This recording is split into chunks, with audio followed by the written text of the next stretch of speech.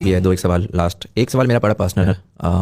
आप जब आए अगेन मैंने पहले भी इस चीज़ का मेंशन किया कि इंसान इग्नोरेंट होता है ना, इग्नोरेंस इज ब्लिस। आपको ज़्यादा पता नहीं होता, आप खुश रहते हो अपने छोटे से बबल के अंदर। आप आए, आपने बहुत सारी चीज़ें की, आपने पॉलिटिकल अवेयरनेस फैलाई, आपने लोगों के सामने निज़ाम को सामने ला के रख दिया। आपको पर्सनली कैसा फील होता है कि अगर आप फॉर एग्जांपल कामयाब ना हुए, अगर ये सारा निज़ाम दिखाने के बाद आखिर में जो आप कहते हैं कि यार यही बड़े लोग, पावरफुल लोग वही सस्टेन किए। मैं आपको पर्सनल एग्जांपल से देता हूँ। मेरे वाले साहब जो हैं he is 6 days younger than Pakistan, right? तो 76। बड़ा एविडली वो एक एक टॉक शो देखा करते होते थे, बहुत एविडली। उनका एक बड़ी होप थी इस मुल्क के साथ, इस मुल्क के फ्यूचर के बारे में।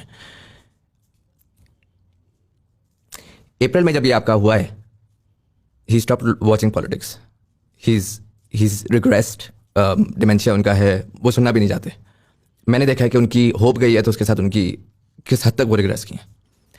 अगर आप कामयाब नहीं हुए, अगर आप जो है वो नहीं सेव कर सके, तो जो वो तमाम लोग हैं जिन्होंने उम्मीदें लगाई थी, जिन्होंने ये मेहनत की थी, ये होप किया था कि यार इस मुल्क के अंदर हम कुछ निकाल सकते हैं, उनका क्या होगा? How do you feel about that? जीतने की जो ये आप बात करते हैं ना कि हम अगर हार गए तो क्या होगा, तो वो तो कुछ भी हो जाएगा।